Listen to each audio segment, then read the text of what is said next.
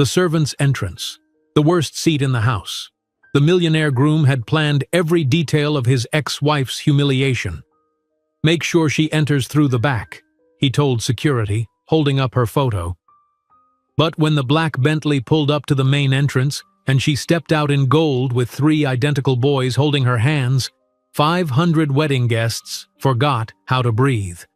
Before we dive into the full story, let me know where you're watching from and what time it is. Now, subscribe to the channel and let's get started. "I want her to see exactly what she missed out on," Derek Mitchell said with a cruel smile as he added a name to the wedding guest list.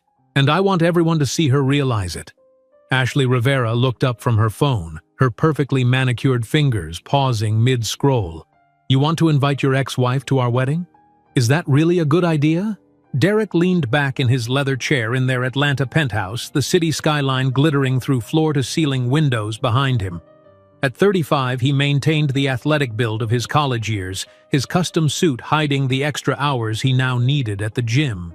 His carefully whitened smile never reached his eyes. "Trust me, sweetheart. Monica needs to be there. It's part of closing that chapter completely." Ashley hesitated. At 28, she had built her social media empire through careful image management. With over 5 million followers watching her every move, their wedding was already positioned to be the viral event of the year.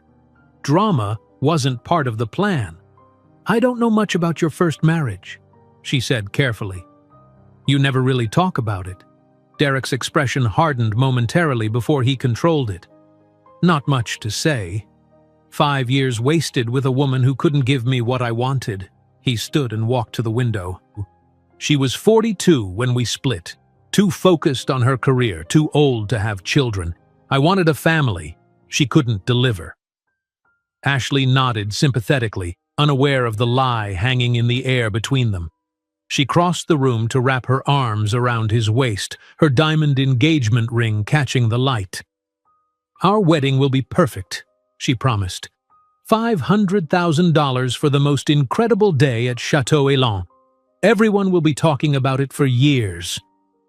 "Exactly," Derek said, kissing the top of her head while his mind remained fixed on Monica.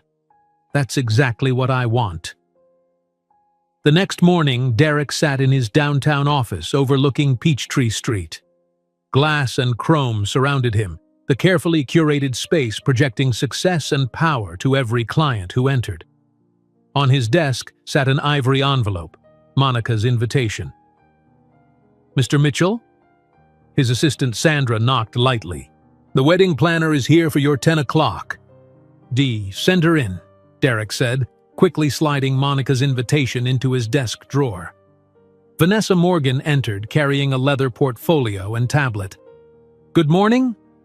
We have some exciting updates on the Chateau Elan arrangements." For the next hour, Derek approved extravagant details for his wedding. Ice sculptures, rare flowers flown in from South America, custom lighting designed to make every social media post look flawless. Nothing was too expensive if it created the perfect image. "The ceremony space in the garden will accommodate 300 guests exactly," Vanessa explained. "We've positioned the seating to ensure the best backdrop of the vineyard for photos." "Perfect," Derek nodded. "And the media coverage?" "We've confirmed 6 major lifestyle publications and arranged prime positioning for influencers with the largest followings," Vanessa said.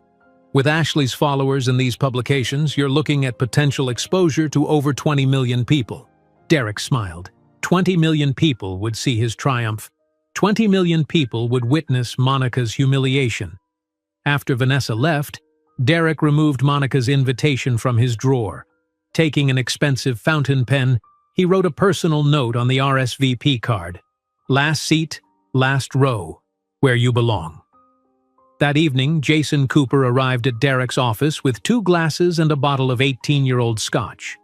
As Derek's best man and oldest friend, Jason was the only person who truly knew the history between Derek and Monica. "To your wedding," Jason said, raising his glass half-heartedly. Derek noticed his friend's lack of enthusiasm. "What's wrong?" "You should be excited for me." Jason placed his glass down carefully. I saw Monica's invitation on your assistant's desk. Tell me you're not really inviting her. Of course I am, Derek replied, his tone suddenly cold. She needs to see what she gave up. Derek, it's been 3 years. You've got Ashley now. Why can't you just move forward? Derek's face hardened. Move forward? After what she did to me? Do you know what it's like having people whisper behind your back, thinking you left your wife because she was too old to have children? Jason sighed. But that's the story you created, Derek. You're the one who spread those rumors after the divorce. Derek turned away, unwilling to face the truth. 3 years ago, sitting in a fertility specialist's office, he had received the devastating news. Not Monica, him. Derek Mitchell, star athlete turned successful businessman, was the one who couldn't have children. His sperm count was too low, his motility poor. The doctor had suggested options: donor sperm, adoption. But Derek couldn't accept it. When Monica had gently tried to discuss alternatives, his ego couldn't bear it. He'd started sleeping around, pushing her away, until she finally asked for a divorce. Afterward, he had constructed an elaborate lie, telling everyone that Monica's age was the problem. He needed to protect his image at all costs. She humiliated me by asking for that divorce, Derek said, his voice tight. Now, it's my turn. What exactly are you planning? Jason asked warily. Derek's smile didn't reach his eyes. I've arranged for security to make her enter through the service entrance. She'll be seated in a wobbly chair in the very last row. I've positioned cameras to capture every moment of her embarrassment. By the time she leaves, everyone will see her for who she really is, a bitter, aging woman who couldn't keep her husband. Jason shook his head. This is insane. You're about to marry Ashley. Focus on your future, not your past. My future includes watching Monica finally get what she deserves, Derek snapped. Are you with me or not? Jason downed his scotch. As your friend, I'm telling you this is a mistake, but I'll be standing next to you on your wedding day, even if I think you're making a terrible choice. After Jason left, Derek called the head of security at Chateau Elan. I'm sending over a photo of Monica Harrison. When she arrives, make sure she's directed to the service entrance. I want it to look like a mistake, but I want it done. Yes, sir. We'll handle it discreetly, the security chief promised. Derek ended the call and leaned back in his chair, imagining Monica's face when she realized what was happening. He pulled up his social media account, where his most recent post with Ashley had garnered thousands of likes. Their relationship might have been a whirlwind 8-month romance, but online it looked like the perfect love story. Image was everything to Derek Mitchell, and soon everyone would see Monica's humiliation while witnessing his triumph. He sealed Monica's invitation, satisfaction flowing through him as he pictured her opening it in Boston, seeing his handwritten note. The perfect revenge was just weeks away. What Derek couldn't know was that across the country, Monica Harrison's life had taken a turn he never could have imagined, one that would transform his carefully planned revenge into his own very public undoing. The white envelope with the Atlanta return address stood out among the stack of medical journals and bills in Monica Harrison's mailbox. She collected her mail after a long day of treating young patients at Boston Children's Hospital. The early spring evening brought a gentle breeze as she walked up the path to her 2-story brick home in the quiet suburban neighborhood. "Mrs. Patel, I'm home!" Monica called as she entered the warm house filled with the smell of cooking spices.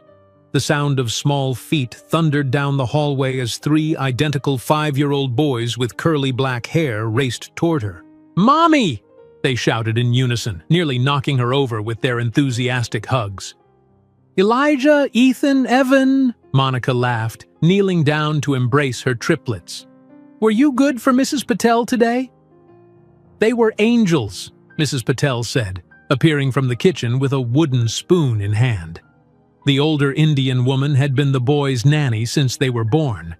Evan finished his alphabet practice, Elijah built a tower taller than himself, and Ethan drew a picture of all of us. Monica smiled, placing her medical bag and the mail on the side table. That sounds wonderful. Thank you for watching them. Dinner will be ready in 20 minutes, Mrs. Patel said. Chicken and vegetables tonight. Perfect, Monica replied.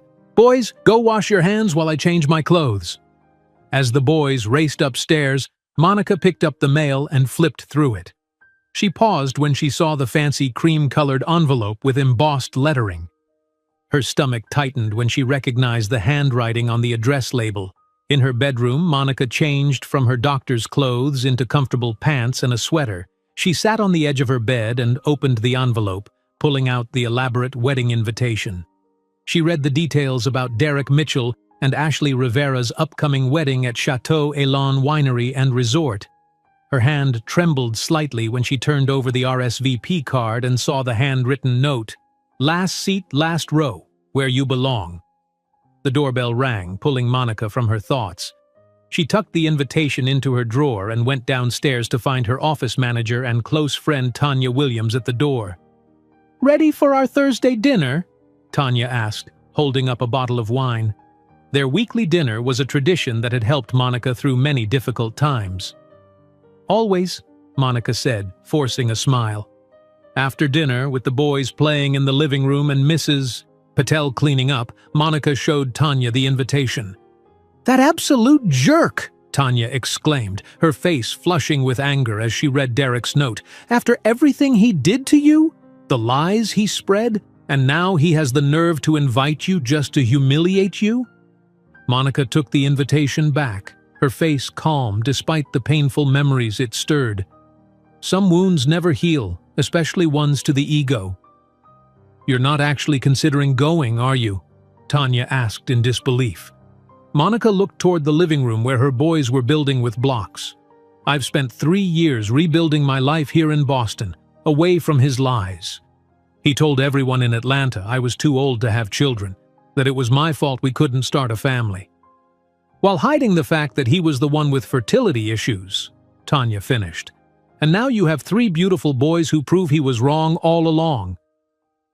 "I moved across the country to escape his rumors," Monica said quietly. "I built a new life. I became a mother on my own terms. Maybe it's time to close that chapter completely. By going to his wedding? Monica, he's clearly planning something cruel. Exactly, he expects me to either not show up or to arrive alone and embarrassed," Monica said. "He doesn't know about the boys. He has no idea what my life is like now." Later that night, after tucking her sons into bed with goodnight kisses and stories, Monica sat in her home office looking at the invitation again. She picked up her phone and dialed a familiar number. "Dr. Jordan speaking," answered the male voice. "Sam, it's Monica Harrison." "Monica, how are the boys doing? Ready for kindergarten in the fall?" Monica smiled. Dr. Samuel Jordan had been more than just her fertility specialist. He had become a friend during her journey to motherhood after her divorce. "They're amazing thanks to you," she said. "I'm calling because I received an invitation today. Derek is getting married again." There was a pause on the line. "And how do you feel about that?" "The invitation came with a nasty note. He wants me there to humiliate me," Monica explained. "He still doesn't know about the boys. I never told him I used a donor and had children." "You had every right to privacy after the way he treated you," Dr. Jordan said. "What are you thinking of doing?" Monica took a deep breath. "I think I need to go. Not for revenge, but for closure. For 3 years I've let him control the narrative about our marriage in Atlanta. Maybe it's time people knew the truth. That's a big step. Are you sure you're ready for that?" "I think I am," Monica said, looking at the framed photo of her sons on her desk. "The boys are old enough to travel now. I have my parents in Philadelphia who could meet us there for support." "Whatever you decide, Monica, do it for yourself, not because of Derek," Dr. Jordan advised. After ending the call, Monica opened her laptop and searched for flights to Atlanta. She then dialed another number. "Chateau Elan, how may I help you?" A male voice answered. "Robert? Robert Davis?" Monica asked. "Yes, this is Robert. Who's calling?" It's Monica Harrison. We went to high school together in Philadelphia. I heard you're a manager there now. Monica, yes, I've been here for 2 years now. How are you? I'm well, Robert. Listen, I need a favor. Derek Mitchell is having his wedding there in 3 weeks. Robert's voice dropped. I know. I saw your name on the guest list and was surprised considering he spread lies about me all over Atlanta? Monica finished. Yes, well, he sent me an invitation with a nasty note. I believe he's planning some kind of public humiliation. That sounds like Derek, Robert said with disapproval. What can I do to help? I'm going to attend, but not the way he expects, Monica explained. I have 5-year-old triplet boys now, Robert. Sons Derek knows nothing about. Triplets? Monica, that's wonderful. Robert paused. Wait, are they? I used a donor after the divorce, Monica clarified. Derek was the one with fertility issues, not me. That was just another one of his lies. I always suspected as much, Robert said. What do you need from me? I need to avoid whatever trap Derek has set, Monica said. Can you help me arrive on my own terms? Consider it done, Robert promised. I'll personally make sure you and your boys are treated with respect. After finishing the call, Monica walked to her closet and pulled out a garment bag. Inside was a stunning golden kente cloth dress she had purchased years ago but never worn. Her mother had encouraged her to buy it to connect with their Jamaican heritage. Monica held it up, picturing herself wearing it to Derek's wedding with her 3 boys in matching outfits. She wasn't going for revenge. She was going to reclaim her truth with dignity. She looked at the invitation one more time before placing it on her desk. Tomorrow she would book the flights and call her parents. It was time to show Derek Mitchell that his lies hadn't destroyed her. They had set her free. Monica slipped the golden dress back into the garment bag. Tomorrow she would call her tailor in Boston to order matching outfits for the boys. She needed everything to be perfect when they arrived in Atlanta. 3 weeks before the wedding, Derek Mitchell paced across the marble floor of his Atlanta penthouse. The floor-to-ceiling windows displayed the city skyline as he scrolled through the wedding RSVP list on his tablet for the 5th time that morning. She still hasn't responded, he muttered, frowning at Monica's name on the list. In the living room, Ashley was filming a video for her social media followers. She sat surrounded by elegantly wrapped gift boxes, her blonde hair perfectly styled, makeup flawless despite the early hour. "Good morning to my 5 million besties," she said brightly to the camera. "Today I'm unboxing some amazing wedding gifts from our registry. Remember to swipe up for the link if you haven't checked it out yet." Derek watched her from the doorway, momentarily distracted from his obsession with Monica's lack of response. Ashley was the perfect trophy, young, beautiful, famous, and completely unaware of his true motivations. "How's the video going, sweetheart?" he asked when she finished recording. "Great! This set of crystal champagne flutes from Tiffany got 10,000 likes in just 5 minutes, Ashley replied, showing him her phone screen. "We should head to Chateau Elan soon. Vanessa wants to finalize the seating chart today." "Perfect," Derek said, his mind already returning to his plans for Monica. The Chateau Elan. The wedding planner, Vanessa, met them in the grand ballroom where round tables were being arranged for the reception. The winery and resort spread out across the rolling Georgia countryside, vineyards visible through large windows. "We've confirmed 298 guests so far," Vanessa said, consulting her clipboard. "Just waiting on 2 more responses." "Including Monica Harrison," Derek said immediately. Ashley glanced at him, noticing his intense focus whenever his ex-wife was mentioned. "Yes. Dr. Harrison hasn't responded yet," Vanessa confirmed. "I can follow up with a courtesy call if you'd like." "No," Derek said quickly. "She'll respond. Just make sure her seating assignment remains as I requested." Vanessa nodded. "Last row as specified. Now, shall we review the menu selections?" While Ashley discussed dinner options with Vanessa, Derek pulled aside Tom, the event manager. "I need to speak with you privately about a specific guest," Derek said in a low voice. They moved to a quiet corner of the room. "My ex-wife will be attending. I want to make sure her experience is memorable," Derek said. "Sir?" Tom looked confused. "The chair at her assigned table. I want one leg slightly shorter than the others. Nothing obvious, just enough to make her uncomfortable all night," Derek instructed. "And for her meal, make sure it's served last. Perhaps the kitchen could find a portion that's not quite as fresh as the others." Tom shifted uncomfortably. "Mr. Mitchell, I'm not sure we can—" "I'm spending $500,000 on this event," Derek interrupted sharply. "This is a personal matter. I'm simply asking for your discretion." Unbeknownst to Derek, Ashley had finished her conversation with Vanessa and had wandered within earshot. She caught the end of his instructions. "Derek?" she called, approaching the men. "What are you talking about? Whose meal shouldn't be fresh?" Tom excused himself quickly as Derek turned to Ashley with a practiced smile. "Nothing important, sweetheart. Just dealing with a business rival who responded. Don't worry about it." Ashley frowned slightly. "It sounded like you were asking them to serve bad food." "You misheard," Derek said, taking her hand. "Come on, let's check out the ceremony space again." The flowers arrived for the trial arrangement. Ashley allowed herself to be led away, but the strange conversation lingered in her mind. That evening, they waited at Hartsfield-Jackson Atlanta International Airport for Ashley's father to arrive from Miami. James Rivera emerged from the gate, a tall man with salt and pepper hair and a serious expression that softened when he saw his daughter. "There's my girl," he said, embracing Ashley tightly. "Dad!" "I'm so glad you came early to help with the final preparations," Ashley said. James shook Derek's hand with a firm grip that lasted a second too long.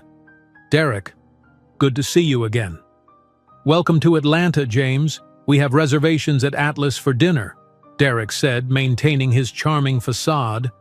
At the restaurant, one of Atlanta's most exclusive dining establishments, James observed Derek carefully over his glass of bourbon. "So, Derek, Ashley tells me you spared no expense for this wedding. $500,000 is quite a statement." Derek smiled. "Only the best for Ashley. We want this to be the social event of the season." "And your first wedding? Was it also such a production?" James asked directly. Derek's smile faltered momentarily. "No, much smaller affair, different circumstances."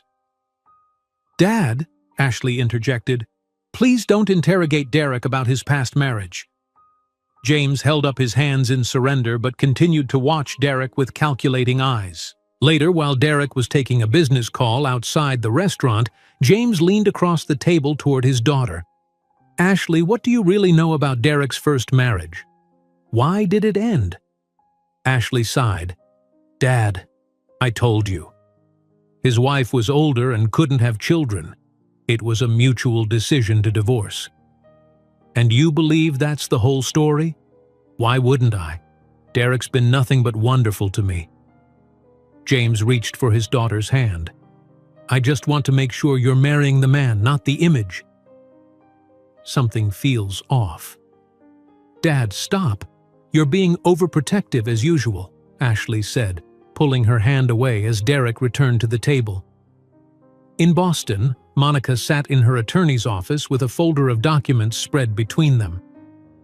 "I don't plan to make any public accusations," Monica explained to her lawyer, Sarah Bennett, "but I need to make sure all the documentation is in order just in case." Sarah nodded, reviewing the fertility test results from 3 years ago that clearly showed Derek was the one with reproductive issues. "These medical records, along with the documented evidence of his false statements about you, would be very compelling if you ever decided to pursue a defamation case," Sarah said. "That's not my goal," Monica replied. "I just want protection if he tries to publicly humiliate me at the wedding." Later that day, Monica spoke with a tailor who specialized in traditional African clothing. "I need 3 matching outfits for my sons, in the same golden kente cloth as my dress," Monica explained, showing photos of the boys. They need to be ready in 2 weeks. They're beautiful children, the tailor commented. They'll look wonderful in kente. Thank you, Monica said with a smile. They're excited about their first trip to Atlanta. That evening, Monica practiced with her sons about what to say if people asked questions at the wedding. If someone asks about your daddy, what do you say? Monica asked gently. Elijah, the most outspoken of the three, answered, We have a special family. Just Mommy and us and Grandma and Grandpa. That's right, Monica said, hugging them. And if anyone says mean things about Mommy, we don't listen to mean people, Ethan said firmly. Perfect, Monica smiled, fighting back tears at their innocent wisdom. Back in Atlanta, Derek received an unexpected call from Vanessa, the wedding planner. Mr. Mitchell, I wanted to inform you about the staff assignments for your wedding day, she began. Robert Davis will be the manager on duty. Robert Davis? Derek repeated, the name immediately setting off alarm bells. Why him specifically?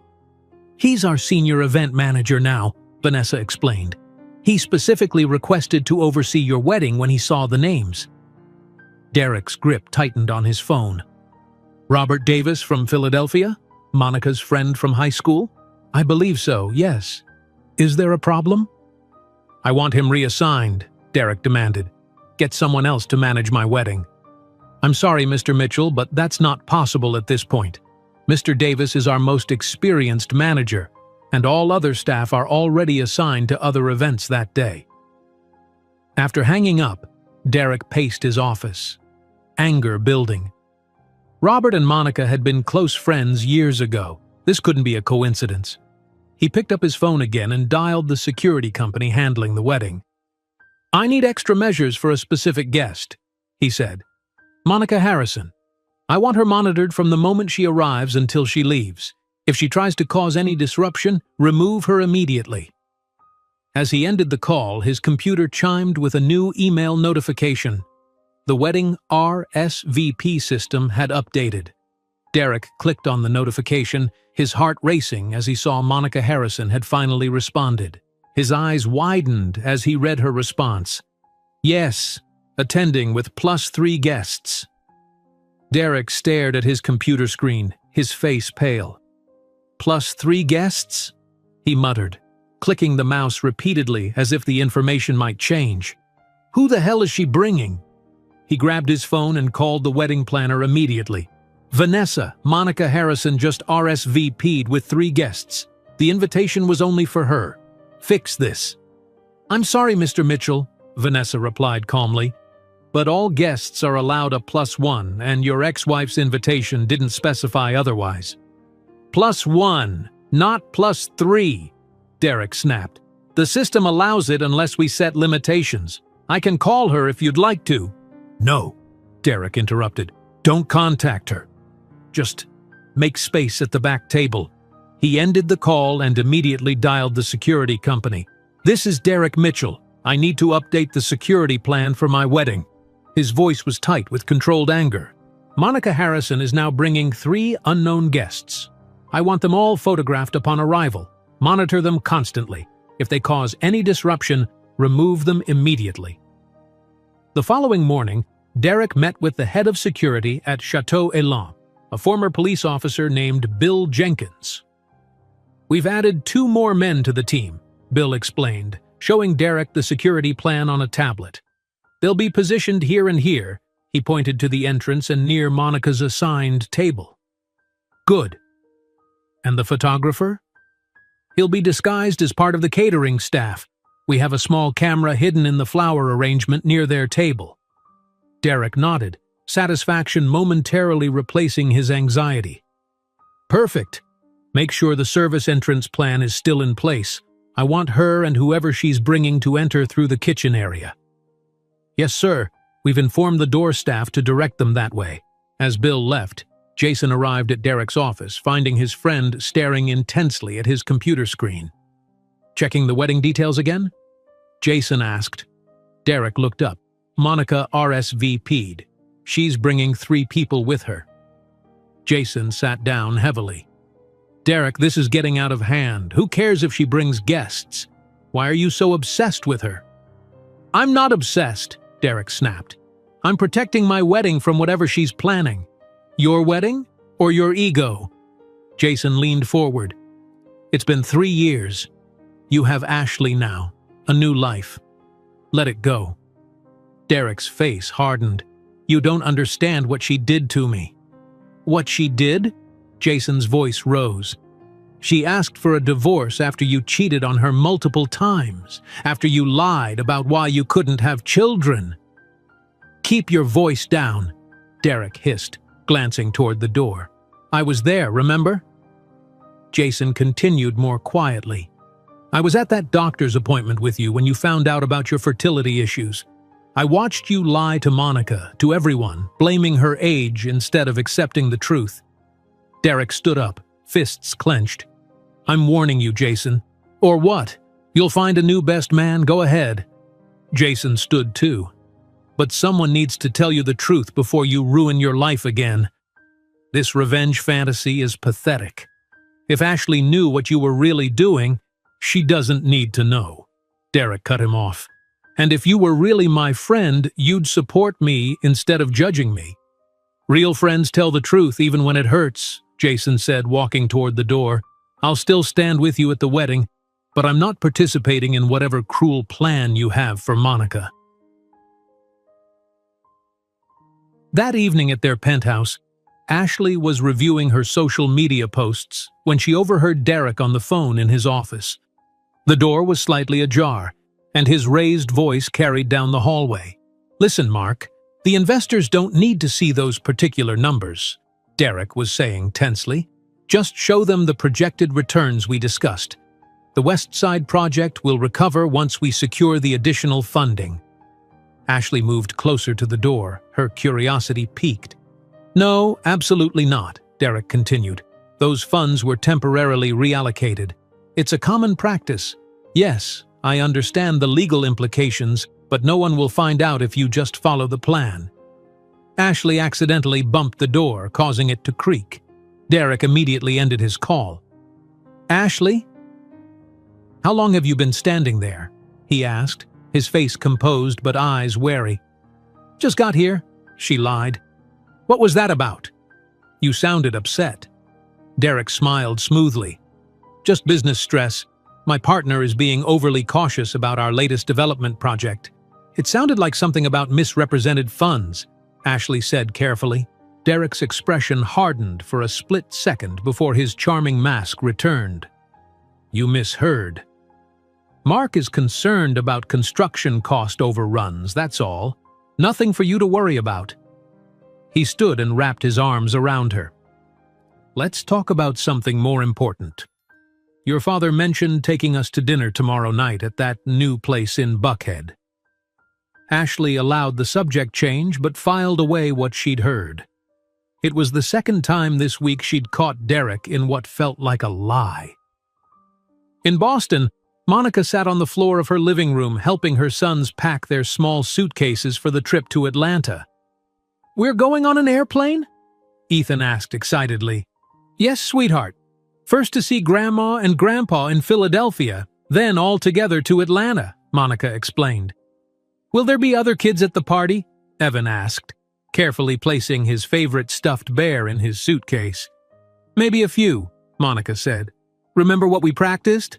If grown-ups ask questions that make you uncomfortable, you can always come find me.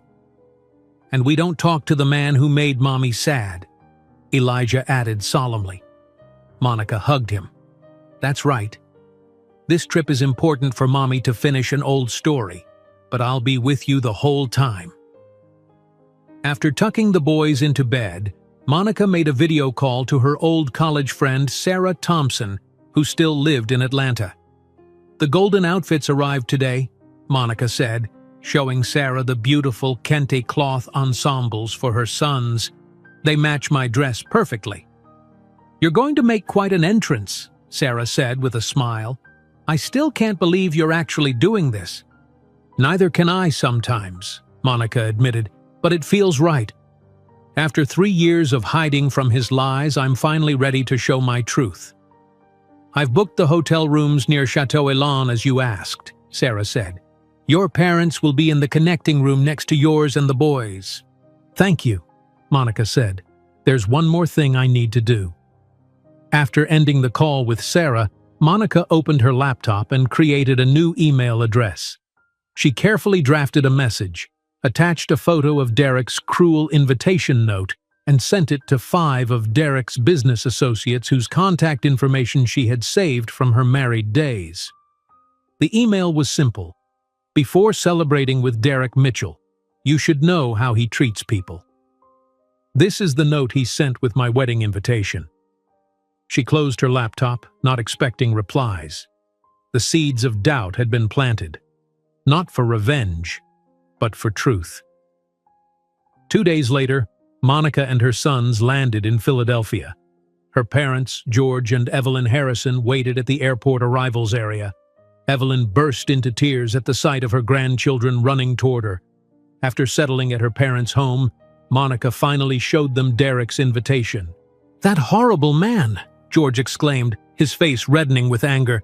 "After everything he did to you, he has the nerve to invite you just to humiliate you again?"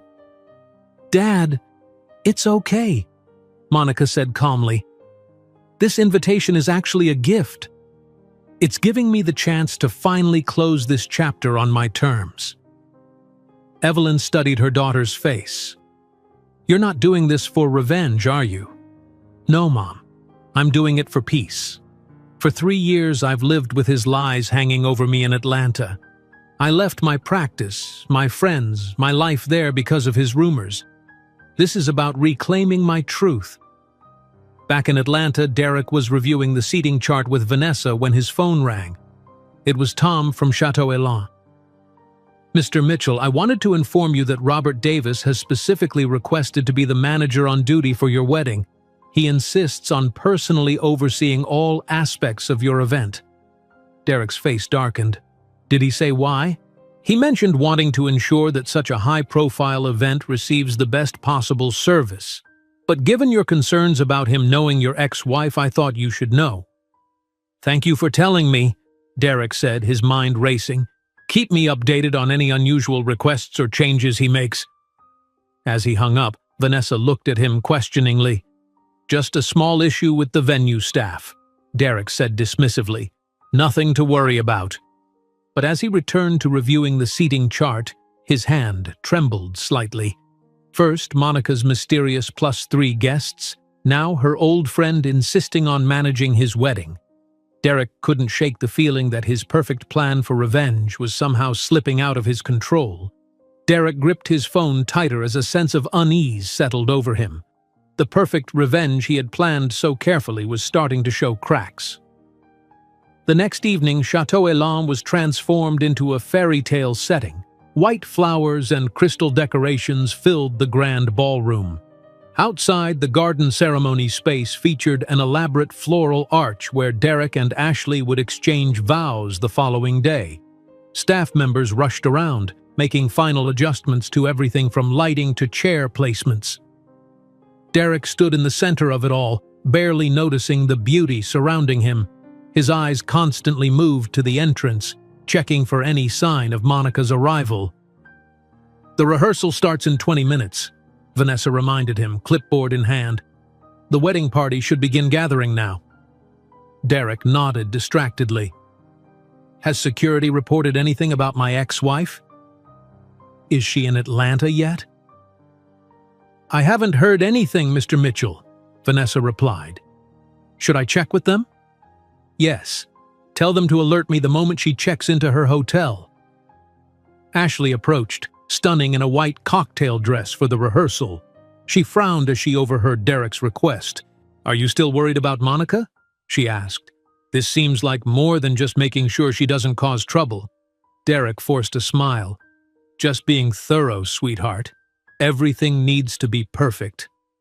As Vanessa walked away, Ashley spotted a folder in Derek's hand. She glimpsed what looked like a printed schedule with Monica's name highlighted. "What's that?" she asked, reaching for it. Derek pulled it away quickly. "Nothing important, just some security arrangements." "Let me see," Ashley insisted, her voice firm. Reluctantly, Derek handed her the folder. Inside was a detailed schedule titled Monica Harrison Monitoring Plan. It included arrival times, seating placement, and instructions for staff to report her movements throughout the wedding.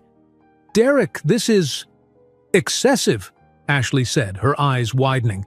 "You have someone assigned to follow her the entire time? And what's this about cameras specifically positioned to capture her reaction during our vows?" "It's just precautionary," Derek said, taking back the folder. "You don't know what she's capable of." Before Ashley could respond, Derek's parents arrived. Harold and Patricia Mitchell were both in their 60s, dressed impeccably as they always were for public appearances. "There's our boy!"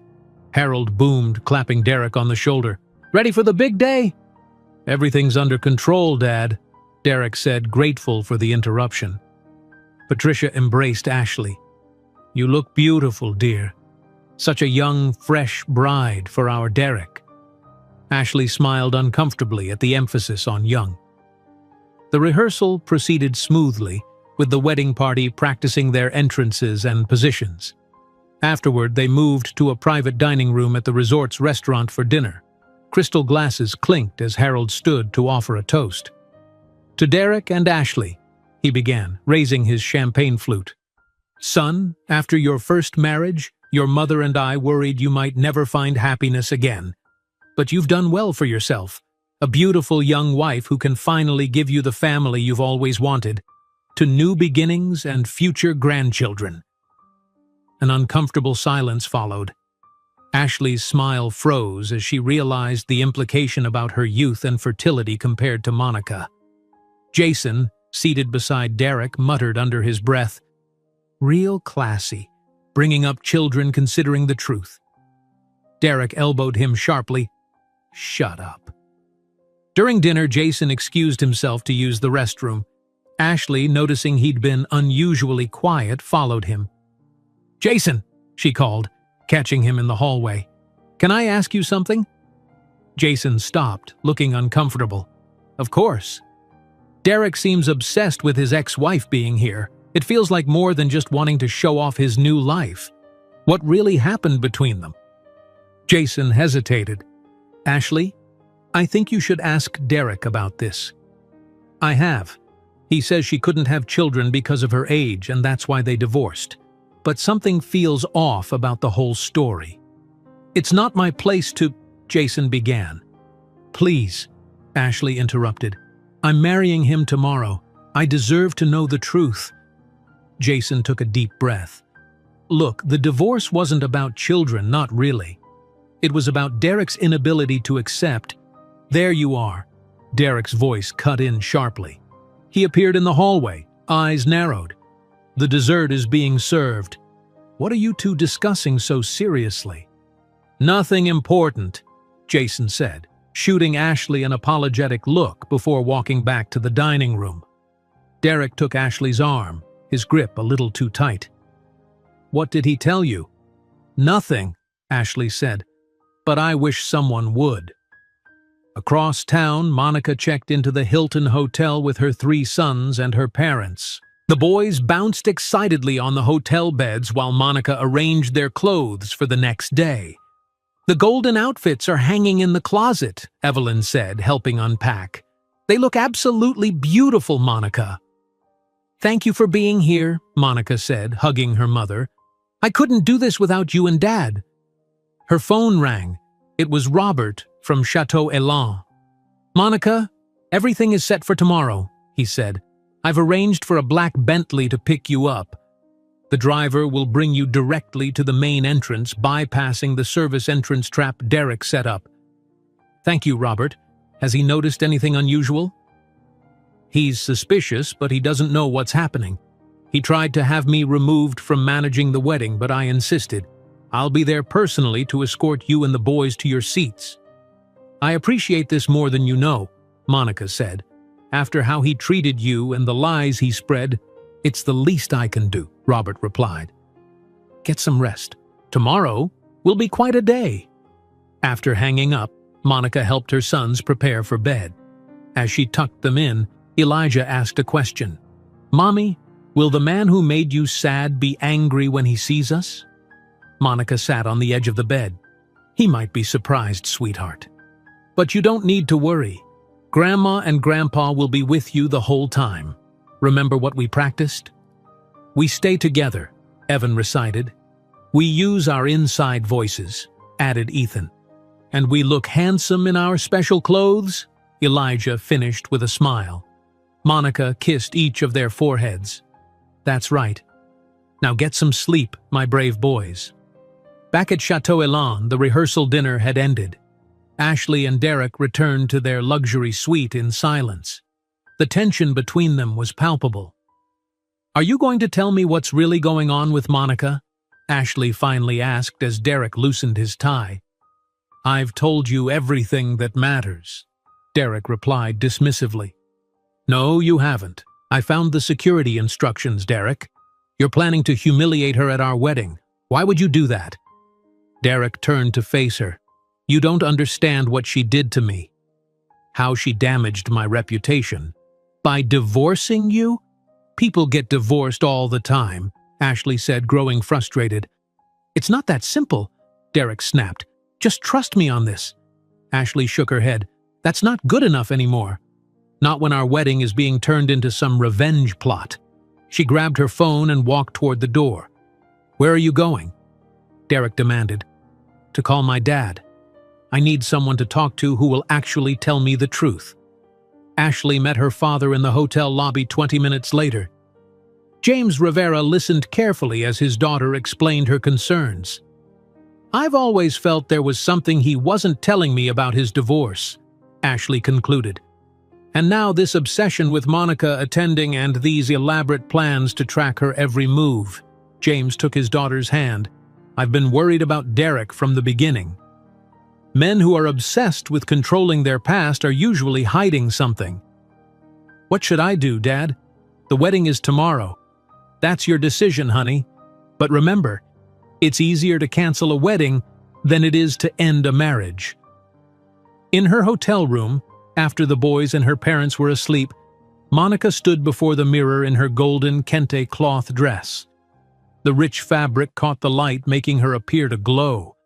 Her mother had helped her braid her hair earlier, incorporating gold threads that matched the dress. Monica touched the fabric gently, remembering how different her life had been 3 years ago. She had left Atlanta broken by Derek's lies, her reputation in tatters. Now she was returning on her own terms, not as a victim, but as a strong, successful woman and mother. She wasn't coming for revenge. She was coming for closure, to finally free herself from the shadow of Derek's lies. As she carefully removed the dress and hung it up for tomorrow, Monica felt calm. Whatever happened at the wedding, she would face it with dignity. The truth would finally be seen, not just heard. Morning sunlight streamed through the windows of Chateau Elan as Monica put away her golden dress. In just a few hours, she would wear it to face the man who had spread lies about her for 3 years. The wedding day dawned bright and clear. By 6 o'clock in the morning, the winery estate was already busy with activity. Florists arranged the last of 20,000 white roses along the garden aisle. Caterers prepared food for 300 guests in the massive kitchen. Sound technicians tested microphones and speakers. In the bridal suite, Ashley sat in a silk robe while a makeup artist applied foundation to her face. 4 bridesmaids chatted excitedly around her, taking selfies and sipping mimosas. Despite the festive atmosphere, Ashley felt a knot in her stomach that wouldn't go away after her conversation with her father last night. "You look worried," said Tiffany, her maid of honor. "Wedding day jitters?" Before Ashley could answer, there was a knock at the door. James Rivera entered carrying a tray with coffee and pastries. "Breakfast for the bride," he announced with a smile that didn't quite reach his eyes. He set the tray down and pulled Ashley aside while the bridesmaids were distracted with the food. "Did you sleep at all?" he asked quietly. Ashley shook her head. "I kept thinking about everything. The wedding. Derek. His ex-wife."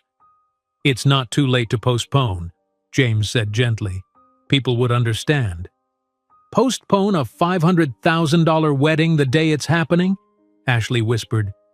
"The internet would explode. My followers would—" She stopped herself. "Is that what I'm really worried about? My social media reputation?" James squeezed her hand. "Only you can decide what matters most, honey." In the groom's quarters, Derek stood by the window in his undershirt and suit pants, repeatedly refreshing an app on his phone. The screen showed various security camera feeds from around the property. "Any sign of her?"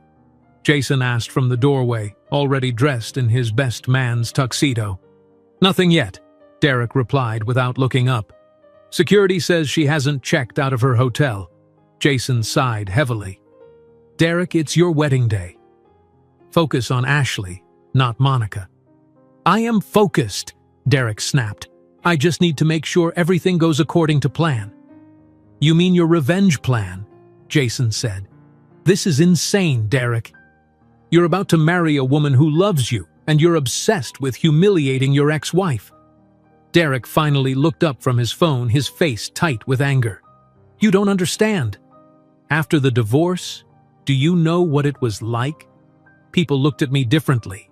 They whispered that I left my wife because she was too old to have children. My reputation—" "A reputation you created," Jason interrupted. "You're the one who spread those rumors about Monica. You're the one who couldn't accept the truth about your own fertility issues." Derek stepped forward, his voice dangerously low. "I'm warning you for the last time. Drop it." "Or what? I've been your friend for 15 years. I'm the only one who knows the whole truth, and that's eating you alive." Jason straightened his tie. "I'll stand beside you today because I promised I would. But after this, I'm done watching you destroy yourself and hurt others." Derek's phone buzzed with a notification. His attention immediately returned to the security feed. "The florists need my approval on something. We'll finish this conversation later." "No, we won't," Jason said to Derek's back as he left the room, "because you never actually finish any conversation about the truth." Across town at the Hilton, Monica helped her sons dress in their matching golden outfits. The rich kente cloth shimmered as she adjusted Elijah's small bow tie. "You look so handsome," she said, smiling at her 3 boys standing in a row. At 5 years old, they were identical with their curly black hair and brown eyes. "Like little princes," Evelyn added, herself resplendent in a traditional Jamaican dress of deep purple. George Harrison adjusted his tie, looking distinguished in his dark suit. "Are you sure about this, Monica? It's not too late to change your mind." "I'm sure, Dad," Monica replied as she stepped into her golden dress. "This isn't about revenge. It's about finally standing in my truth." Her phone rang. It was Robert from Chateau Elan. "The Bentley will arrive at your hotel in 1 hour," he said. "Derek has security watching all entrances, but they're expecting you to arrive alone through the service entrance. They have no idea about the boys." "Is everything else set?" Monica asked. "Yes. I've arranged for you to be seated in the front row, not the back where Derek wanted you. The ceremony starts at 2 o'clock. Most guests will be seated by 1:30. "Thank you, Robert. I'll never forget this." After ending the call, Monica sat down with her sons for a final review. "Remember, there will be lots of people today. Some might look surprised to see us." "Because we're so handsome?" Evan asked innocently. Monica smiled. "Yes, partly. And because they don't know about you. If anyone asks questions that make you uncomfortable, what do you do?" "Come find you or Grandma or Grandpa," the boys recited together. "Perfect," Monica said, hugging them close. Back at Chateau Elan, Derek was confronted by Michael Porter, his business partner, in a quiet corner of the garden. "We need to talk," Michael said, his expression serious. "I've been receiving strange emails about you. Several other investors have mentioned them too." Derek frowned. "What emails?" Michael showed him his phone. "Someone sent us copies of a nasty note you wrote on a wedding invitation to your ex-wife. Is this real, Derek?" Derek's face paled as he saw his own handwriting. "Last seat, last row, where you belong." "This is a private matter," Derek said, snatching the phone to look more closely at the email. "Who sent this?" "Anonymous account, but they've sent it to at least 5 major investors in our West Side project." Michael lowered his voice. "Between this and the financial discrepancies I found last week, people are asking questions about your character, Derek. This could affect our business." "The financial situation is temporary," Derek hissed. "And this," he waved the phone, "this is just personal drama. Handle the investors. Tell them whatever you need to. I'll deal with it tomorrow." "There might not be a partnership tomorrow if this gets worse," Michael warned before walking away. Derek stood frozen, his mind racing. Who could have sent those emails? Only one person had access to that invitation. "Monica," he whispered, his hands curling into fists. In the bridal suite, Ashley was nearly ready. Her gown, a custom designer creation with delicate lace and crystal beading, hung nearby as the makeup artist applied the finishing touches. "I need to use the restroom before getting into that dress," Ashley said, standing up. "Too many nerves and mimosas." On her way back from the bathroom, Ashley passed Derek's dressing room. The door was ajar, and she could see his tuxedo jacket draped over a chair. A folded paper was sticking out of the pocket. Glancing around to make sure no one was watching, Ashley quickly took the paper. It was a security memo with detailed instructions about Monica Harrison.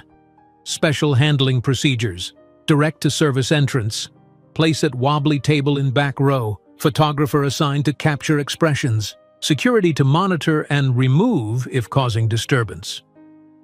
Ashley's hands trembled as she read the cruel, detailed plan.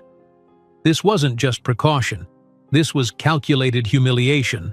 And at the bottom was a handwritten note in Derek's writing. "Make sure she knows her place." "What are you doing with my jacket?" Derek's voice made Ashley jump. He stood in the doorway, his expression darkening when he saw the paper in her hands. "What is this?" Ashley asked, holding up the security memo. "Is this really how you treat people, Derek? Planning to humiliate your ex-wife at our wedding?" "You don't understand," Derek said, reaching for the paper. "Monica deserves this after what she did to me." "What exactly did she do? Because every time I ask, you give vague answers about your divorce. What are you hiding?" Derek's face hardened. "This is not the time, Ashley. We have a wedding in 2 hours. 300 guests are arriving. Your social media team is already setting up for the live updates." "I don't care!" Ashley's voice rose. "I need the truth, Derek." Right now. Before Derek could answer, his phone buzzed urgently. The head of security was calling. "Mr. Mitchell, we have a situation. There's a black Bentley approaching the main entrance. It's not on our approved vehicle list, and the driver is refusing to redirect to the service area." Derek's face drained of color. "Who's in the car?" "We can't see clearly through the tinted windows, sir, but it's not just one person." Derek looked at Ashley, then at his phone, clearly torn between handling his fiancé's questions and dealing with Monica's arrival. "Stall them," he ordered into the phone. "I'll be right there." As Derek rushed from the room, Ashley stood alone holding the security memo, her wedding dress still hanging unworn as the clock ticked closer to ceremony time. Ashley crumpled the security memo in her hand as Derek disappeared down the hallway. Outside, the guests were taking their seats in the garden ceremony space. The string quartet played soft classical music while ushers in black tuxedos guided people to their chairs. At the main entrance of Chateau Elan, a sleek black Bentley rolled to a stop. 2 security guards approached the vehicle, speaking into their radios. "The car is here," one guard reported, "waiting for Mr. Mitchell's instructions." Derek rushed out of the main building, straightening his bow tie. His face was flushed with anger and anxiety. "Sir," the guard said, "the driver insists this guest enters through the main entrance." "Who authorized this?" Derek demanded, glaring at the tinted windows of the Bentley. Robert Davis stepped forward from the entrance. "I did, Mr. Mitchell. As the manager on duty, I made executive arrangements for Dr. Harrison's arrival." "You had no right," Derek began, but stopped as the driver opened the Bentley's rear door. Monica emerged first, a vision in her golden kente cloth dress. The rich fabric caught the sunlight, and the intricate gold jewelry at her neck and wrists gleamed. Her hair was styled in an elegant updo with gold threads woven throughout.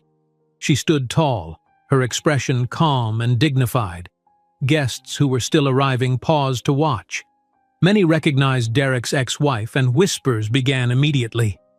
Derek's shock at Monica's appearance quickly turned to horror as three small boys in matching golden outfits stepped out of the car behind her. The triplets stood in a row beside their mother, identical with their curly black hair and bright eyes. "That's impossible," Derek whispered, his face draining of color. Monica nodded politely to Derek but didn't speak to him. Instead, she turned to Robert. "Thank you for arranging our transportation," she said. "My pleasure, Doctor." "Harrison," Robert replied loudly enough for nearby guests to hear. "Your seats are ready in the front row, as requested." "The front row?" Derek sputtered. "No, absolutely not. You were assigned to the back." One of Monica's sons tugged at her dress. "Mommy," he asked in a clear voice that carried to the gathering crowd, "is this the man who told lies about you?" Gasps rippled through the onlookers. Phones appeared as guests began recording the unexpected confrontation. "Elijah, remember what we discussed about indoor voices," Monica said gently to her son. Then, to Derek, she simply said, "We're here as invited guests, Derek." Nothing more. Monica's parents emerged from the Bentley behind the children. George Harrison placed a protective hand on his daughter's shoulder, while Evelyn took hold of two of the boys' hands. Vanessa, the wedding planner, rushed over with a clipboard. "There seems to be some confusion. Dr. Harrison, your seating assignment is—" "Doctor, Harrison and her family will be seated in the front row," Robert interrupted firmly. "As my personal guests." Derek grabbed Robert's arm. "You work for me today." "I paid for this entire event." "I work for Chateau Elan," Robert corrected, removing Derek's hand. "And we don't discriminate against guests or force them through service entrances." More guests gathered around, watching the scene unfold. Derek's parents pushed through the crowd, his mother, Patricia's face tight with confusion. "Derek, what's happening?" Patricia asked, then froze when she saw the three boys. "Who are these children?" "Ask your son," Monica replied calmly. "He's known about my fertility for years." Derek stepped between Monica and his mother. "She used a donor. This is just a stunt to ruin my wedding." "Is that true?" Patricia asked Monica. "I did use a donor," Monica confirmed. "After my divorce, when I learned that despite Derek's claims, I was not the one with fertility issues." The crowd's whispers grew louder. Derek's father, Harold, stepped forward, his face red with anger. "How dare you bring this drama to my son's wedding day?" he shouted. "I was invited," Monica said, holding up the invitation she had brought with her, complete with this special note. She turned it over to display Derek's handwriting. "Last seat, last row, where you belong." More gasps and murmurs spread through the gathering. Derek lunged for the invitation, but Jason stepped between them, having come outside to investigate the commotion. "That's enough, Derek," Jason said firmly. "Stay out of this," Derek growled. "No," Jason replied. "This has gone far enough. I've watched you lie about Monica for 3 years. I was there when the doctor told you about your low sperm count. I watched you blame her age instead of accepting the truth." Complete silence fell over the crowd. Derek's mother covered her mouth in shock. "You told us she couldn't have children," Patricia whispered to Derek. "You said that's why you divorced." "He lied," Jason confirmed, "and he's been living with that lie ever since." At that moment, Ashley appeared at the entrance, still in her robe instead of her wedding dress. She had heard enough of the confrontation to understand what was happening. She walked slowly toward Monica and the boys, studying their faces. "These are your sons?" she asked quietly. Monica nodded. Yes, they're 5 years old. Ashley quickly did the math in her head. 5 years old meant they were conceived shortly after Monica's divorce from Derek, after he had supposedly left her because she couldn't have children. 5 years, Ashley repeated, turning to Derek with tears forming in her eyes. You lied about her, about everything. Derek reached for her arm. Ashley, please. Let me explain. Explain what? That you've spent our entire relationship obsessed with hurting your ex-wife? That you lied about why your marriage ended? Ashley pulled away from him. I found your security plans to humiliate her. I heard what Jason said about your fertility issues. It was never about her age, was it? You don't understand, Derek pleaded, aware that most of their wedding guests were now watching the scene, many recording with their phones. I understand perfectly, Ashley said, her voice breaking. Our entire relationship was built on lies. This wedding was just another performance for your ego. Derek's business partner, Michael, stepped forward from the crowd. Derek, my phone is blowing up with messages from investors. They're seeing this live streamed on social media. I don't care, Derek shouted, losing control. This was supposed to be my day, my perfect day to show everyone. To show everyone what? Ashley interrupted. That you could fool another woman into marrying you? That you could publicly humiliate your ex-wife to protect your fragile ego? Monica touched Ashley's arm gently. I never meant for this to happen. I came for closure, not to ruin your day. Ashley looked at Monica with surprising compassion. You didn't ruin anything. He did that all by himself. She turned to the gathered crowd. I'm sorry, everyone. There will be no wedding today. With that, Ashley pulled the diamond ring from her finger and placed it in Derek's hand. Your performance is over, Derek. Derek stood frozen as Ashley walked back toward the main building. The bridesmaids hurried after her, whispering urgently among themselves. Ashley, wait! Derek called, finally finding his voice. You can't do this! Everything is paid for! The photographers, the media coverage! Let her go, Jason said quietly. It's over. Guests began to murmur and move uncertainly. Some headed toward their cars while others lingered, not wanting to miss any more of the unfolding drama. Derek turned on Monica, his face contorted with rage. Are you happy now? You've ruined everything. No, Derek, Monica replied with dignity. I simply came with the truth. You ruined things yourself with lies. Monica took her son's hands. Come on, boys. We should go. But Mommy, Evan said innocently, you said we were going to a party. The party is canceled, sweetheart, Monica explained gently. As Monica and her family turned to leave, Derek stood alone in the center of his half-empty wedding venue. $300,000 worth of flowers surrounded him. A wedding cake worth $5,000 waited in the kitchen. Expensive champagne chilled in ice buckets that would never be opened. And all around him, his carefully constructed image crumbled as guests whispered and pointed, their phones capturing every moment of his public humiliation, exactly what he had planned for Monica. Silence fell over the garden as Monica and her family turned to leave. Derek stood frozen, surrounded by the expensive decorations of a wedding that would never happen. The white roses that had cost $20,000 were already beginning to wilt in the afternoon Georgia heat. Wait! Called a voice from the crowd. James Rivera, Ashley's father, stepped forward. Dr. Harrison, may I speak with you for a moment? Monica paused, her hand still holding her son's. Of course. James glanced at Derek with undisguised contempt before addressing Monica. I think my daughter would like to speak with you before you leave. Dad, what are you doing?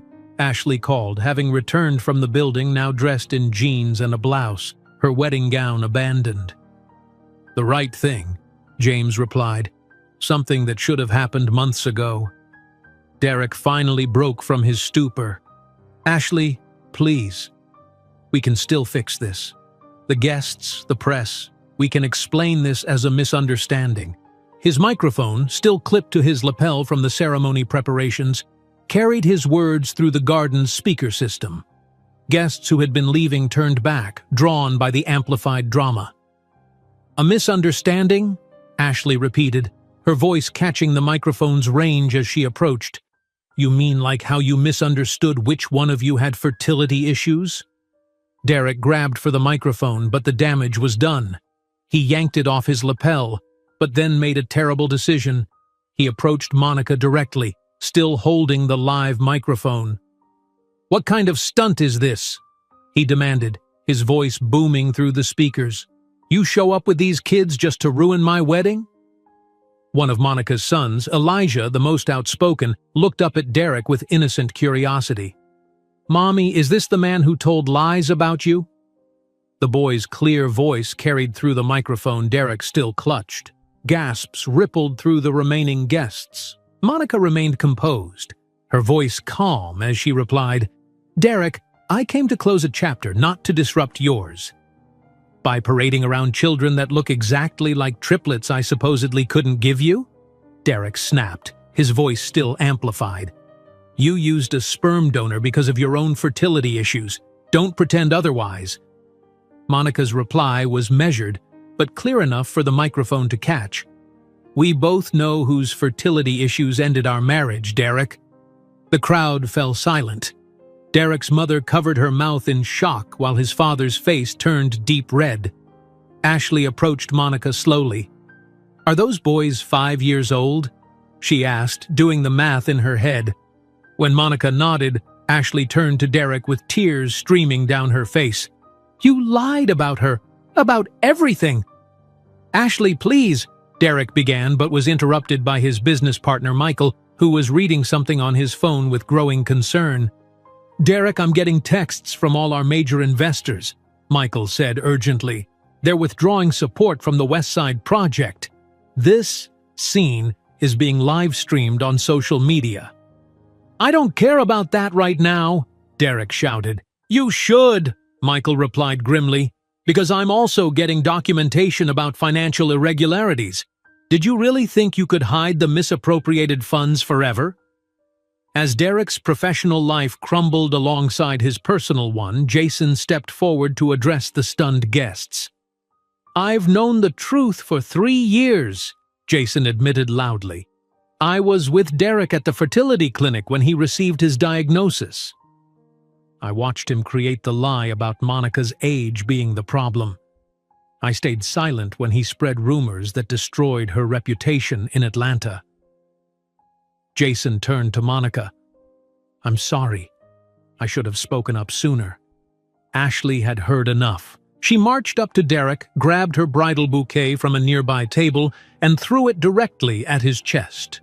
"We're done," she stated firmly. "Completely done." As she walked away with her bridesmaids and father, the wedding guests began to leave in earnest, whispering and texting about what they had witnessed. Social media was already exploding with hashtags like #weddingfail and #DerekExposed. Derek stood alone, the fallen bouquet at his feet as his parents approached. "Is it true?" his mother asked quietly. "All this time you lied about why your marriage ended?" "Not now, Mom," Derek muttered. "Yes, now," his father demanded. "Did you lie about being able to have children?"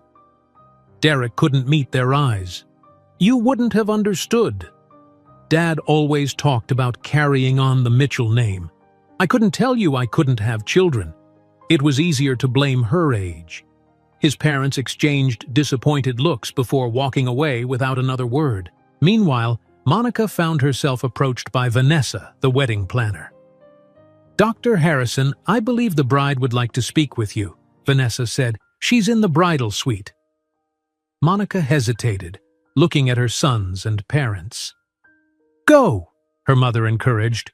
"We'll watch the boys." Monica followed Vanessa through the now empty ceremony space and into the main building. In the bridal suite, she found Ashley sitting alone, her elaborate makeup streaked by tears. "I'm so sorry," Monica began. "I never intended this outcome."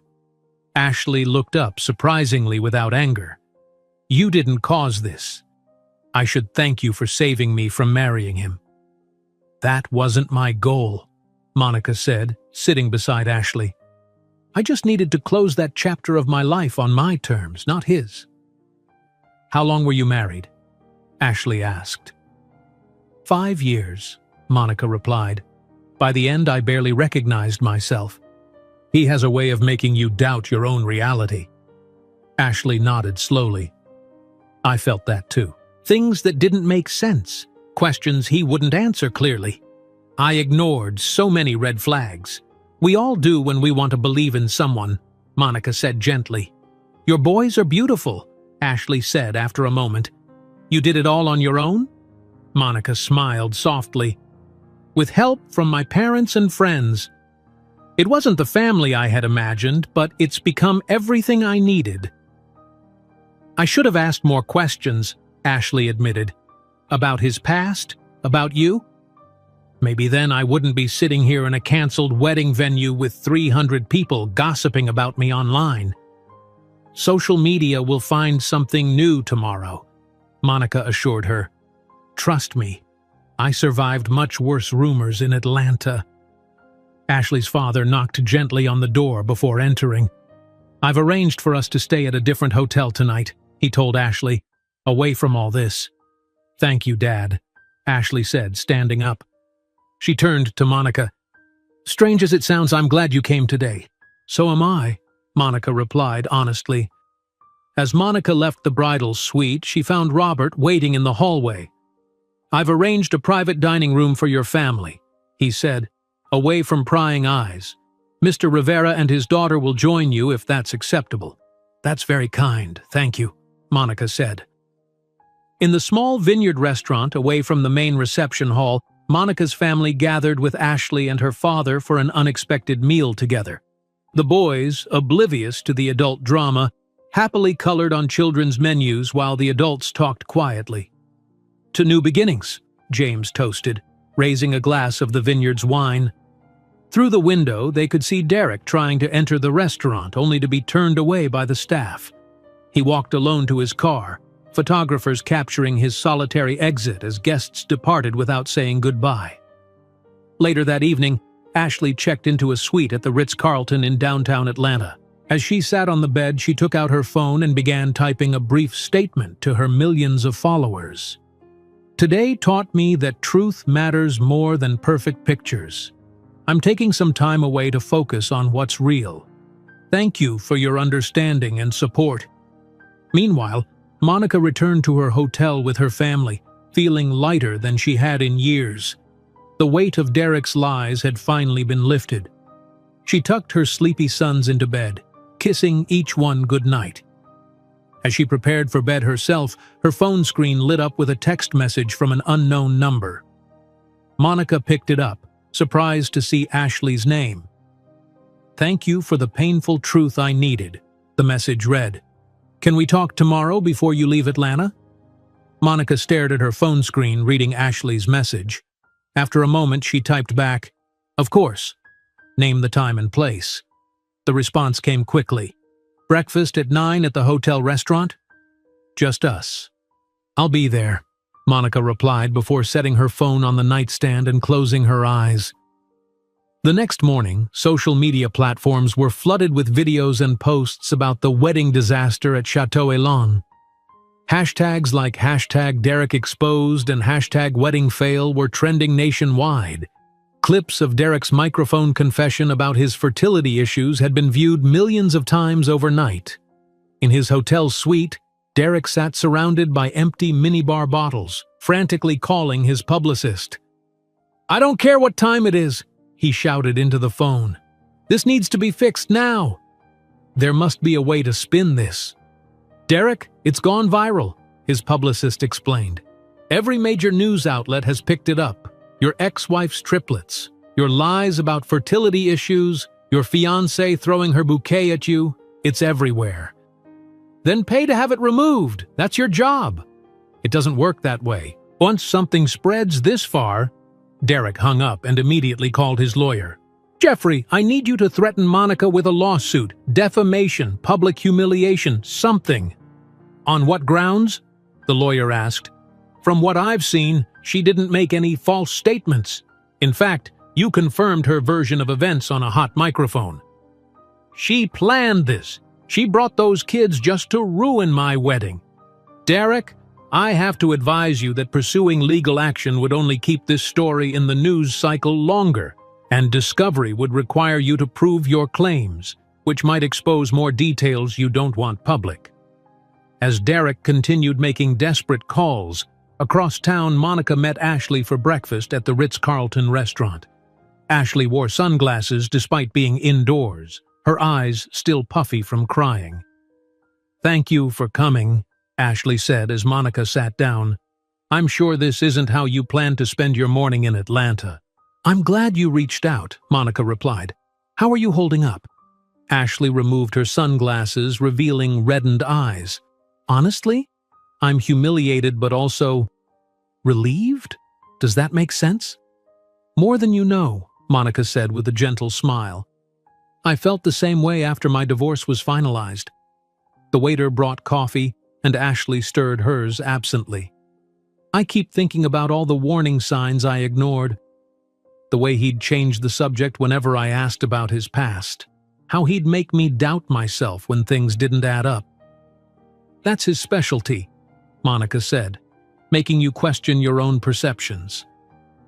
Were you surprised when you found out about his fertility issues? Ashley asked. Monica took a sip of coffee before answering. Not entirely. We'd been trying to have children for 2 years with no success, but Derek refused to consider that he might be the one with problems. When the test results came back, he couldn't accept it. And then he created a whole false narrative about you, Ashley said, shaking her head. I can't believe I fell for his charm so completely. Don't blame yourself, Monica said. Derek is very good at presenting exactly what people want to see. Ashley looked up. How did you move forward? After everything he did to your reputation in Atlanta? One day at a time, Monica answered honestly. I moved to Boston, focused on my medical practice, and eventually decided to have children on my own terms. The boys gave me purpose beyond proving Derek wrong. They're amazing, Ashley said, and they look so much like you. They're my world, Monica smiled. What about you? What comes next? Ashley sighed. I canceled the honeymoon to Bora Bora this morning. Dad thinks I should get away from social media for a while, maybe stay with my aunt in Portland. She has a small bookshop there, no internet presence at all. That sounds peaceful, Monica said. I posted a brief statement last night, Ashley continued. No details, just that I'm taking time away. My followers are going crazy with speculation, but for the first time, I don't feel obligated to explain my life to them. After breakfast, Monica and Ashley walked through the hotel lobby together. It's strange, Ashley said. 24 hours ago, we were supposed to be enemies in Derek's mind. Now I feel like you're the only person who truly understands what I'm going through. Sometimes the most unexpected connections come from shared experiences, Monica replied, even painful ones. They hugged goodbye, both women finding unexpected closure in their meeting. When Monica returned to her hotel, her parents were helping the boys pack their suitcases for the trip home. How was your breakfast? Evelyn asked. Good, Monica said. Ashley is going to be okay. She's stronger than she realizes. George looked up from helping Evan fold a shirt. And what about you? Was coming back to Atlanta worth it? Monica smiled. Yes, I needed this closure more than I knew. Her phone buzzed with a text from Robert. Thought you might want to see this. Attached was a link to a news article titled, Mitchell Development Faces Investigation Following Wedding Scandal. Later that afternoon, Robert arranged a final lunch for Monica's family before their departure. As they enjoyed their meal in a private dining room at a downtown restaurant, Monica received messages from several former Atlanta friends who had witnessed the wedding disaster.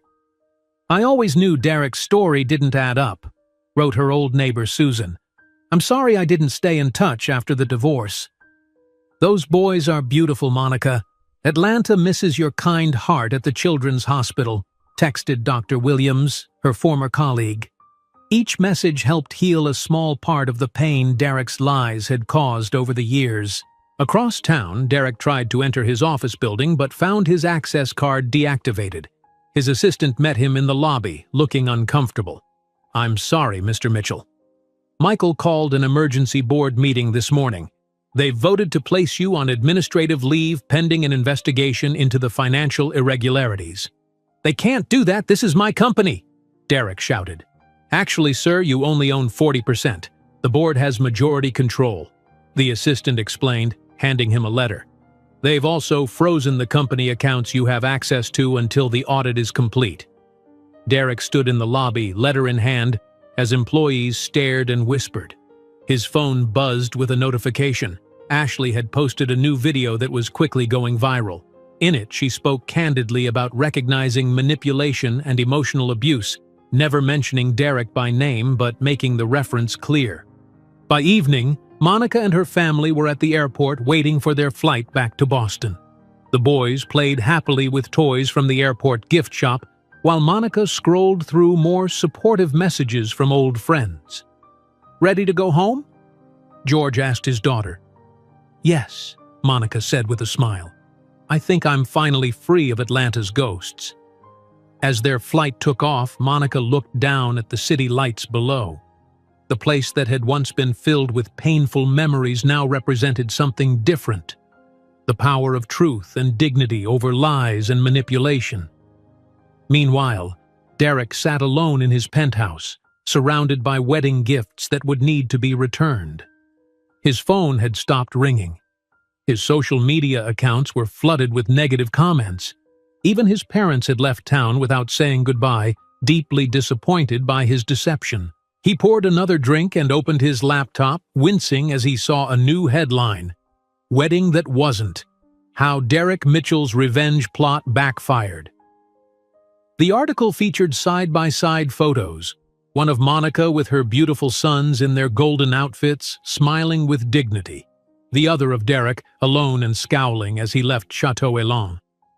In a final blow, he received an email from his real estate broker. "Given recent events, the sellers of the Buckhead mansion no longer wish to accept your offer." Derek closed the laptop and stared out at the Atlanta skyline. The city that had once celebrated him as a successful businessman now buzzed with gossip about his downfall. The perfect revenge he had planned had become his own public humiliation instead. Derek stared out at the Atlanta skyline as his perfect life crumbled around him. The revenge he had so carefully planned had become his own undoing instead. 6 months later, autumn leaves covered the sidewalks of Boston as Monica Harrison hurried into the prestigious Children's Hospital where she worked. Her white coat swished as she navigated the familiar hallways, greeting nurses and fellow doctors with a warm smile. "Good morning, Dr. Harrison," called the receptionist. "The board left a message for you. They want to confirm you'll attend the announcement ceremony on Friday." Monica smiled. "Tell them I wouldn't miss it." Later that day, Monica stood proudly in the hospital's main conference room as the chief of medicine made his announcement. "It gives me great pleasure to introduce our new head of pediatrics, Dr. Monica Harrison," he said to enthusiastic applause. Her dedication to our youngest patients and her innovative treatment programs have made her the perfect choice for this position. As colleagues congratulated her, Monica's phone buzzed with a text from Mrs. Patel. "The boys are so excited about your news. We made celebration cookies." That evening, Monica returned home to find her living room decorated with handmade signs reading, "Congratulations, Mommy." Elijah, Ethan, and Evan, now in kindergarten, rushed to greet her at the door. "Did you get a bigger office?" Elijah asked, his eyes wide. "Will you still be our doctor too?" Ethan wondered. "Can we visit you at work?" Evan added. Monica laughed, hugging all three. "Yes to all your questions, and Mrs. Patel tells me we have cookies to celebrate." As the boys raced to the kitchen, Monica checked her email. Among the congratulatory messages was one from Ashley Rivera. She clicked it open. "Dear Monica, congratulations on your promotion. Sarah told me the news. I'm so happy things are going well for you. Life in New York has been good for me. The social media consulting firm I started is growing quickly. Turns out my experience has value beyond posting perfect pictures. I help companies create authentic online presences instead of fake perfection. I still think about that day sometimes. While it was painful, it was also the wake-up call I needed. Thank you again for your unintended rescue. Warmly, Ashley. Monica smiled as she typed a quick reply thanking Ashley and sharing news about her sons starting kindergarten. Their unexpected friendship had been one of the surprising outcomes of that dramatic day. Meanwhile, in Atlanta, Derek Mitchell stood in the empty living room of what had once been his luxury penthouse. A real estate agent waited by the door as Derek took one last look around. "The bank has accepted your short sale offer," the agent said. "It's not ideal, but it will stop the foreclosure proceedings." Derek nodded silently. The past 6 months had destroyed everything he'd built. The investigation into his company's finances had revealed years of misrepresentation and creative accounting. Major projects had been abandoned, investors had fled, and his business partner had testified against him to save himself from charges. "Your new apartment is ready whenever you are," the agent continued awkwardly. "It's not what you're used to, but it's in a decent neighborhood." Derek looked out the floor-to-ceiling windows one last time. "From penthouse to one bedroom in 6 months," he muttered. "All because of Monica." "Sir?" the agent asked. "Nothing," Derek replied. "Let's go." The decent neighborhood apartment was a far cry from Derek's former luxury lifestyle. A small living room with basic furniture, a kitchenette, and a bedroom barely large enough for a double bed. Derek placed his suitcase on the floor and sat heavily on the couch. His phone rarely rang these days. Former friends and business associates had disappeared. His social media accounts had been deactivated after months of public ridicule. The story of the wedding that backfired still appeared occasionally on lists of greatest social media disasters. Derek opened his laptop and checked his email, deleting another rejection letter from a potential employer. His reputation made finding work in real estate development nearly impossible in Atlanta. 2 weeks later, Monica arrived in Chicago for a medical conference. She had been invited to speak about work-life balance as a single mother in a demanding medical career. After her presentation, doctors and medical students approached with questions and compliments. As the crowd thinned, Monica noticed a familiar face waiting nearby. Jason Cooper stood at the edge of the room, his expression uncertain.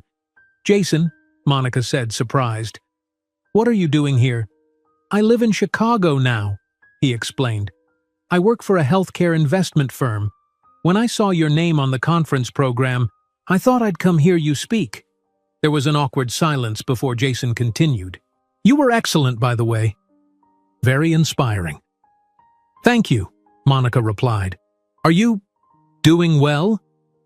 Jason nodded. "Much better since I left Atlanta and all that drama behind. I cut ties with Derek after the wedding. It was long overdue." "Would you like to get coffee?" Monica suggested, surprising herself. "Catch up properly?" Over coffee at a nearby cafe, Jason and Monica talked about their lives since that fateful day 6 months ago. "I should have spoken up sooner," Jason admitted. "I knew the truth about Derek's fertility issues from the beginning. I watched him spread those lies about you for years." "Why didn't you?" Monica asked gently. Jason stared into his coffee cup. "Fear, I guess. Derek had been my friend since college. Our business circles overlapped, and honestly, I didn't have your courage."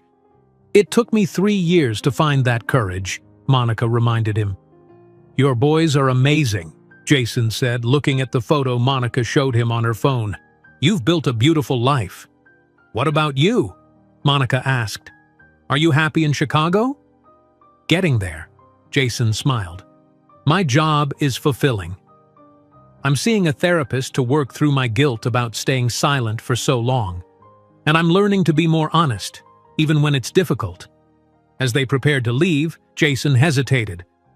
"Some lies seem small until they grow to consume everything," he reflected. Monica smiled. And some truths take time to find their way into the light, but they always do. They exchanged contact information, both feeling a connection that hinted at future possibilities.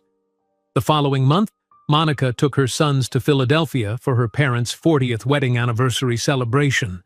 The Harrison family gathered in George and Evelyn's backyard for a barbecue on a warm summer evening. Cousins played with the triplets while Monica caught up with relatives. "Those boys grow more every time I see them," her uncle remarked. "You're doing an amazing job with them, Monica." "Thank you," she said. "They make it easy to be a good mother." As Monica helped her mother serve dessert, her phone buzzed with a news alert. Ashley had sent her a link to a business news article with the message, "Thought you might want to see this."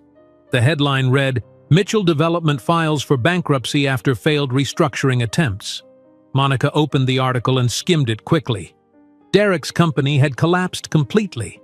The once successful developer had lost everything: his business, his reputation, his wealth. "Bad news?" Evelyn asked, noticing her daughter's expression. Monica put her phone away. "No, just an update on something from the past." She smiled and looked at her sons playing happily with their cousins. "Nothing that matters anymore." "You seem at peace," Evelyn observed. "After everything that happened in Atlanta, I wasn't sure you'd ever truly move past it." "I have," Monica assured her. The best revenge wasn't exposing Derek's lies. It was building a life so full of joy and purpose that his actions became irrelevant. Evan ran up to Monica, tugging at her hand. "Mommy, come see the fort we built." "I'd love to," Monica laughed, allowing herself to be pulled toward the children's play area. As twilight fell, the family gathered for a group photo. Monica stood with her sons in front of her, her parents beside her, surrounded by aunts, uncles, and cousins. Everyone smiled as the camera flashed. This was her truth, not the lies Derek had spread, not the revenge he had planned, but the beautiful reality she had built for herself and her children. A life based on honesty, dignity, and love. Later that night, as Monica tucked her sleepy sons into bed at her parents' house, Elijah asked a question that caught her by surprise. "Mommy, are you happy even though we don't have a daddy like other kids?" Monica sat on the edge of the bed, looking at her 3 beautiful boys. "I'm happier than I ever thought possible," she said truthfully. "Our family might look different from some others, but it's perfect exactly as it is." "I think so too," Elijah said, snuggling under the covers. Monica kissed each boy goodnight and turned out the light. In the quiet darkness, she reflected on how differently her life had turned out from what she had once planned. The pain of Derek's betrayal and lies had eventually led her to greater happiness than she could have imagined. She took out her phone and looked at Jason's text message from earlier that day. "Thinking about our coffee in Chicago. Would love to catch up again next time you're here or I'm in Boston." Monica smiled as she typed her reply. "I'd like that very much."